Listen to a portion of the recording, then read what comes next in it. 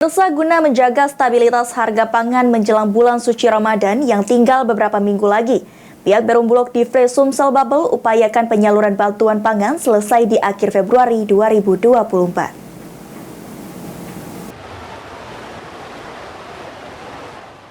Guna menjaga stabilitas harga pangan menjelang bulan suci Ramadan yang tinggal beberapa minggu lagi, pihak Perum Bulog Divre Sumsel Babel terus kebut penyaluran bantuan pangan alokasi Februari 2024. Wakil Pimpinan Perum Bulog Divre Sumsel Babel Elis Nurhayati mengatakan, setelah penyaluran bantuan pangan di Januari lalu sudah selesai keseluruhan tanpa kendala.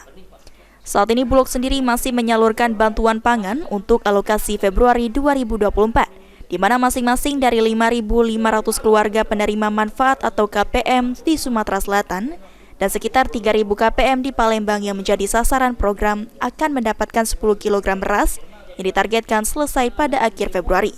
Kegiatan penugasan terkait dengan penyediaan bantuan pangan, kita saat ini sedang menyalurkan untuk alokasi Februari. Untuk masing-masing penerima bantuan itu sekitar 10 kilo. Mudah-mudahan di akhir Februari ini seluruh penerima bantuan ini bisa menerima beras 10 kilo di akhir Februari paling lambat. Bantuan itu berapa banyak? Kalau yang untuk di Sumsel sendiri sekitar 5.000-an, 5.500 penerima manfaatan. Ditambahkan Wakil Pimpinan Perum Bulog Divre Sumsel Babel Elis Nurhayati, penyaluran bantuan pangan untuk pengendalian harga, penyaluran beras SPAP ke pedagang di pasar tradisional maupun di pasar modern. Untuk stok beras SPAP di Bulog sendiri saat ini masih di atas 5.000 ton. Sandi Pratama, PAL TV.